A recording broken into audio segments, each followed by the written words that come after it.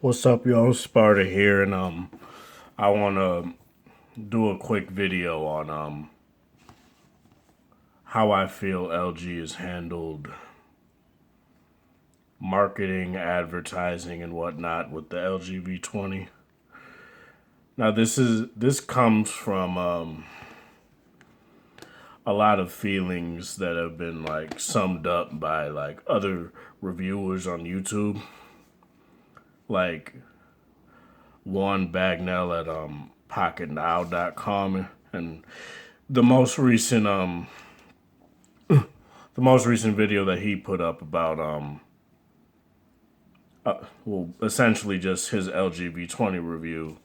The title being let me actually look. I forgot. I just watched it, but I had to re-record this video because I didn't like how the quality looked on I didn't like how the quality looked on my LG 360 cam, so I just decided to re-record it with my Note 5. The title is LG V20 Review: How Not to Launch Your Great Phone. And I'd advise you guys to watch that video because he feels pretty much the same way that I do. And how I feel about the LG V20 is you've seen it with all of my coverage with it.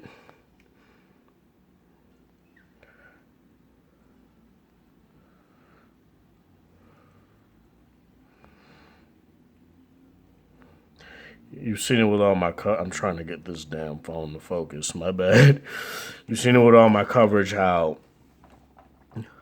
I guess you can say I praise the phone. I do have kinks with it, don't get me wrong. I do wish it came with a bigger battery. But 3,200 is ample enough. That's just more of like a minor thing because I just want more battery life, you know. The screen does get plenty bright, as you can see here. So I don't need like an AMOLED display to get a brighter picture from my phone.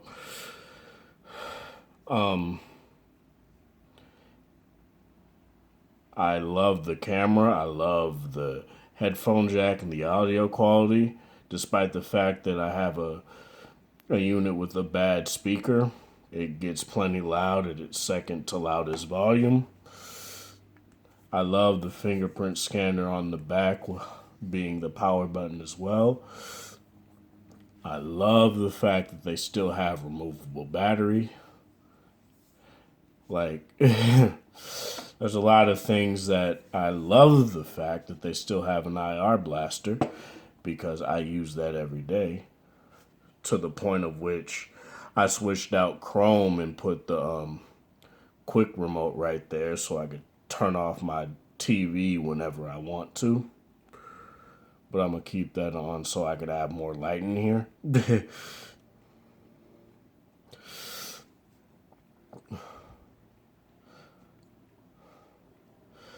And I also love the fact that I can pin apps so I don't have to, you know.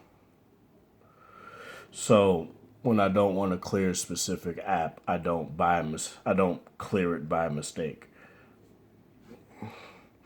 There's a lot of stuff that I like about this phone, but what I dislike is how LG has been handling the advertising of this phone, the marketing of this phone. Now they do have an advertisement, they do have a commercial out for it, but my issue with it is that they decide to play it late at night, 7, 8 o'clock on Adult Swim.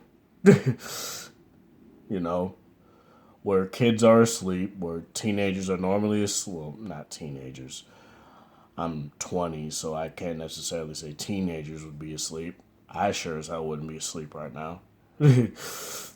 There are a lot of things that there's, you know, If you want your phone to be sold, you got to market it to the proper audience. Market it at a time where a teenager can watch TV and see your phone. That's what Google is doing with the Pixel now. And that's what the Nexus project turned into, was the Pixel. You know, it went from project to product. And for people to be mad about that, I don't necessarily agree with it in certain aspects, but I agree with it in others. But because I didn't want to see the Nexus brand go away either. I have an attachment to that brand too. But I also have an attachment to LG in particular. Ever since, I guess you can say, the Nexus 4, even though that technically isn't an LG phone, it was an LG made phone. And LG's hardware with that phone was great. But then I went to the G2 instead of the Nexus 5 and stuck with just LG phones ever since. That whole stock will always be the smoothest, not necessarily true. I've had my Nexus phones hang up on me a lot, as far as lag and stuff. And I do a lot of stuff. Whereas my G2 never did it. My G3 had like app retracing and bad RAM management, but that's pretty much it. I got over it. The G4 didn't have any of that. The G5 doesn't have any of that. The V10 didn't have any of that.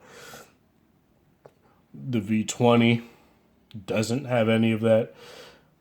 But as I was saying, to have just one commercial come on, now you can have one ad, don't get me wrong, you can. But to have it at the dead of night, excuse me, I just ate, when nobody's watching, when nobody's like legitimately watching TV, to have that, to have that happen is not right at all. It doesn't do this phone justice at all. It's not the most like appealing phone looks wise, but it feels great in the hand. Stuff like that. People, when I walk down the street with this phone or whatnot, I kind of feel like I did when I had my BlackBerry Curve. I feel executive. I feel professional. And you gotta advertise that. That's what the V10 advertised with its advertisement. It advertised being professional, being durable, being able to just throw your phone and it'll be all right, or just drop it.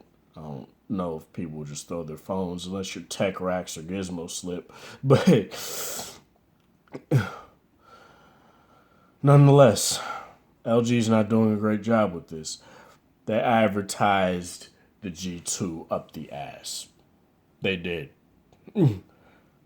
Like, I'd see a commercial 8 times per day at the most. That's what made me want to go to that phone and not the Nexus 5. Because the Nexus had the glaring issue of having bad battery life, even in standby time. Because Google wanted to give it a smaller battery but have this 1080p display, and it didn't make sense. Kind of like what the S6 had, that it had a 2K AMOLED display, but it had a 2,500 milliamp hour battery or something like that, and it was bad. And they wanted to tell, oh, we have great battery optimization. It didn't. I know this from experience. I had it. But yeah. But Samsung doesn't necessarily have to advertise anything. When you see a Galaxy phone, you know what you're getting. When you get an iPhone, you know what you're getting. To an extent, when you get an HTC phone, you know what you're getting. But when you get an LG phone, you don't know what you're getting. The G series has evolved so it had this like up down evolution cycle, Or the G2 to the Optimus G to the G2 was an upward slope. the G2 to the G3 was still upwards. G3 to G4 upwards. G4 to G5, eh. You know, and we don't know what the G6 is going to offer. And I'm really keen to see what they do. But what they need to do is not have another Jason Statham commercial. If you really want to know, that's not their worst ad. If you really want to see their worst ad, look up LGG Flex commercial. And you will see their worst fucking ad. I think it's the Korean commercial. Look that up. You will see their worst ad. It's fucking creepy. But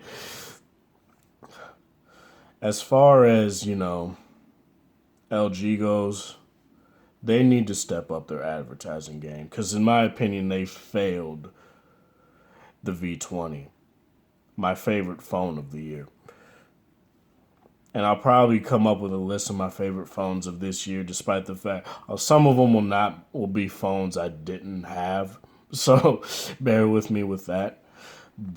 For that. But as far as the V20 goes, it's my favorite phone, bar none. It just is. It has its flaws, and I'm willing to accept those flaws. You have to. But to sit here and act like it's not the greatest phone. Just saying it's my favorite phone does not mean that I think it's the best phone out there. I don't. But it's the best for me, and that's what matters. But yeah, let me know what you guys think about this. How you think LG is handling this? I just wanted to make this video because I just felt compelled to make it.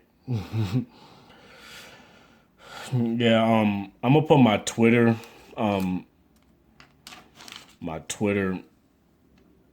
link to my Twitter in the description below, so you guys can follow me there, so you guys can know when I'm actually the updates on what I'm doing video wise and whatnot, just so they don't come up.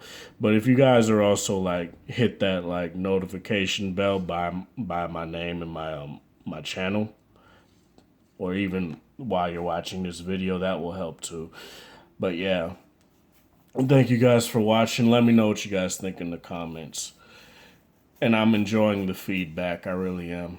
I will do this in a brighter room or in a brighter setting when it's not winter. I promise that. But please bear with me. Yeah, thank you guys, and have a good one.